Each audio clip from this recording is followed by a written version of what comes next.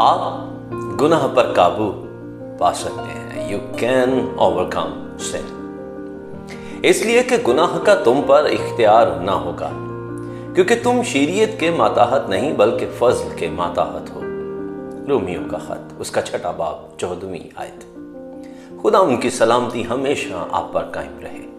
عزیزو، کچھ ایماندار ایسے ہیں جو اب بھی گناہ کے خلاف جد و جہد کر رہے ہیں.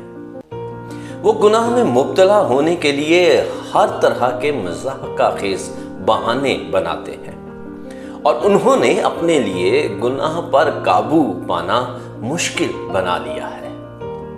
خدا کے فرزند ہوتے ہوئے گناہ پر قابو پانا آسان ہے. جو لوگ پرانے عہد نامہ کے تحت رہتے ہیں وہ گناہ پر قابو نہیں پا سکتے، کیونکہ وہ دوبارہ پیدا نہیں ہوئے تھے.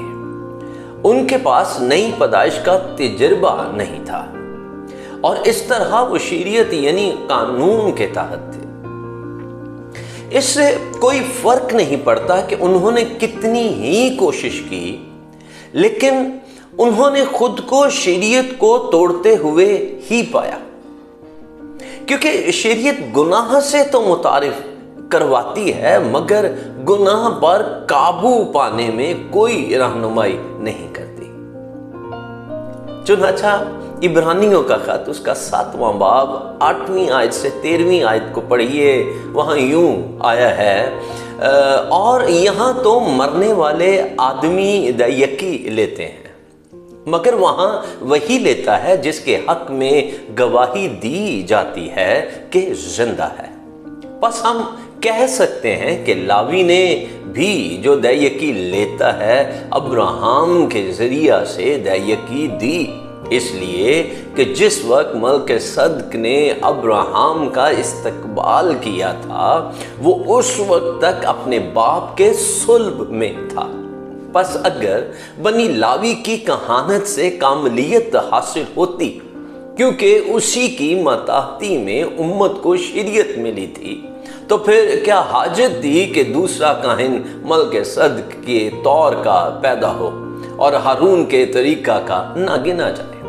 اور جب کہانت بدل گئی تو شریعت کا بھی بدلنا ضرور ہے، کیونکہ جس کی بابت یہ باتیں کہی جاتی ہیں کہ وہ دوسرے قبیلہ میں شامل ہے جس میں سے کسی نے قربان گاہ کی خدمت نہیں کی.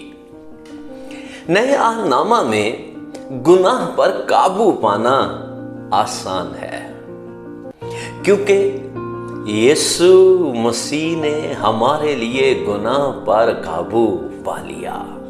ہیلیلویا. اور ہمیں گناہ پر مسلسل فتح حاصل کرنے کا فضل دیا.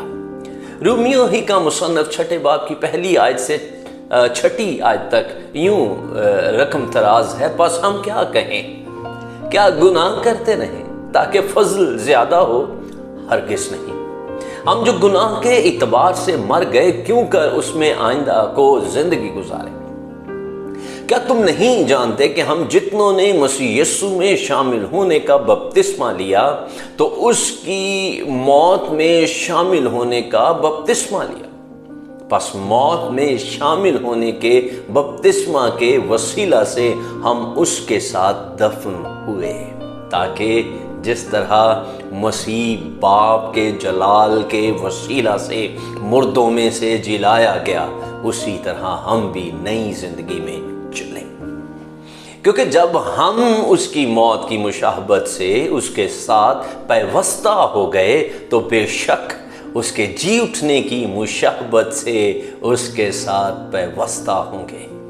چنانچہ ہم جانتے ہیں کہ ہماری پرانی انسانیت اس کے ساتھ اس لیے مصلوب کی گئی کہ گناہ کا بدن بیکار ہو جائے، تاکہ ہم آگے کو گناہ کی غلامی میں نہ رہیں. ہاللویا. اس طرح جب آپ نئے سرے سے پیدا ہوتے ہیں، آپ کے اندر باپ اور ہمارے یسوع مسیح کا DNA قائم ہو جاتا ہے، لہٰذا آپ پر گناہ کا غلبہ نہیں ہوگا. عزیزو، اب جب کہ آپ خدا کے فرزند ہیں، مسیح میں آپ اپنی حیثیت کو جان لیں کہ آپ کو نیکی اور جلال کے لیے بلایا گیا ہے۔ برائے مہربانی دوسرا پطرس کا پہلا باب اور اس کی 3 آیت کو ضرور پڑھیے گا۔ گناہ سے سمجھوتا نہ کریں، فضل کو استعمال کریں اور گناہ سے نفرت کریں اور راست بازی سے محبت کریں۔ جب آپ اس چیز سے محبت کرتے ہیں جو خدا کو پسند ہے اور اس سے نفرت کرتے ہیں جس سے خدا کو نفرت ہے، تو آپ اپنے آپ کو گناہ سے دور رکھیں گے اور خدا آپ کو ہمیشہ برکت دے گا۔ آمین۔ آئیں غلبہ کی زندگیاں گزارنا شروع کریں یسوع کے نام میں۔ کیا آپ کو آج کے پیغام سے برکت ملی؟ برائے مہربانی کمنٹ سیکشن پر جائیں اور اپنی رائے اور گواہی شیئر کریں۔ آپ اپنی دعا یا درخواستیں بھی ہمیں بھیج سکتے ہیں۔ ان تمام درخواستوں کے لیے ہم باقاعدگی سے دعا کر رہے ہیں جو ہمیں موصول ہو رہی ہیں۔ God bless you۔